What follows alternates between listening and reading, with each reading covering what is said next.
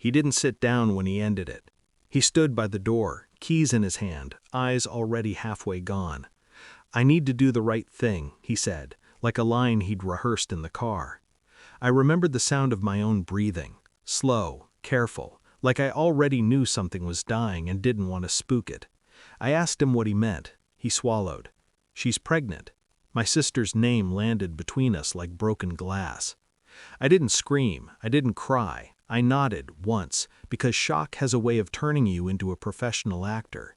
He kept talking, responsibility, timing, mistakes, but I was already somewhere else, rewinding moments, scanning for the lie hiding in plain sight. When the door closed, the apartment felt too quiet, not empty, exposed. I met my sister when I was born into the same house as her. She was always the fragile one, the one who needed help, the one whose mistakes were phases. I learned early how to be steady so she could be dramatic, how to carry weight so she could float.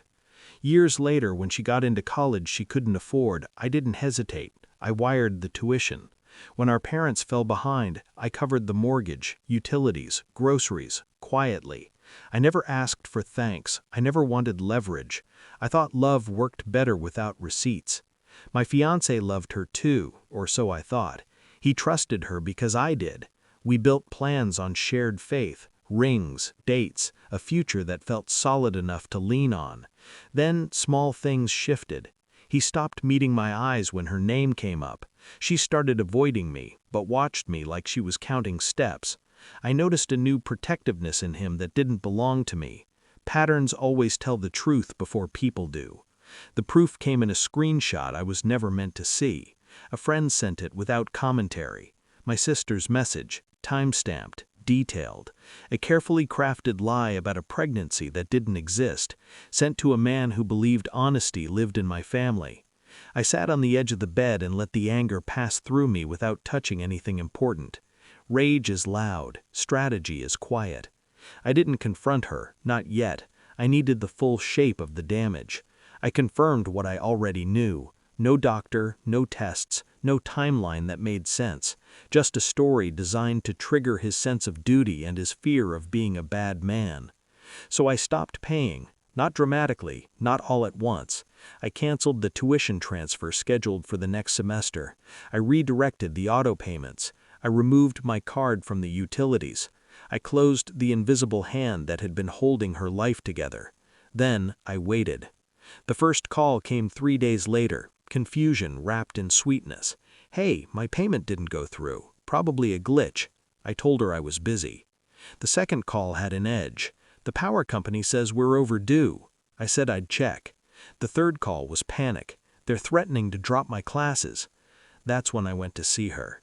She was sitting at the kitchen table, surrounded by overdue notices like evidence she didn't understand. She looked smaller, cornered. I stood, calm, clear. "I know," I said before she could speak. Her face drained. "Knew what?" I told her everything. The message, the lie, the ring that was now in a drawer instead of on my hand.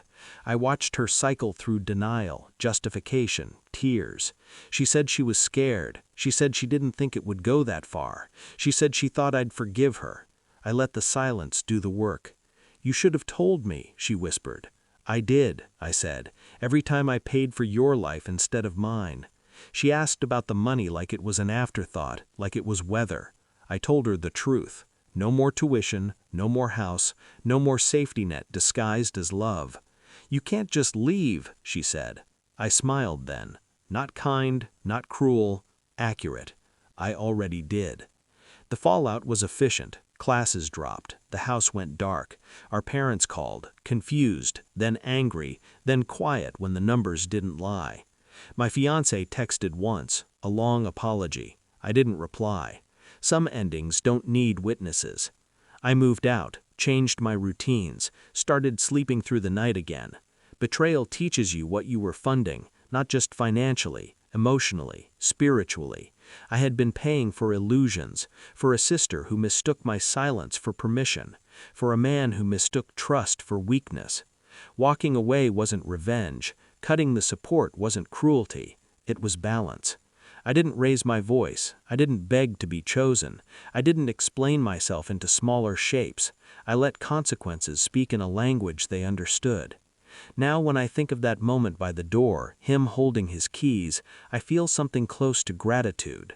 The lie exposed everything, and in the quiet that followed, I finally chose myself. Justice doesn't always shout. Sometimes it just stops paying the bills and leaves.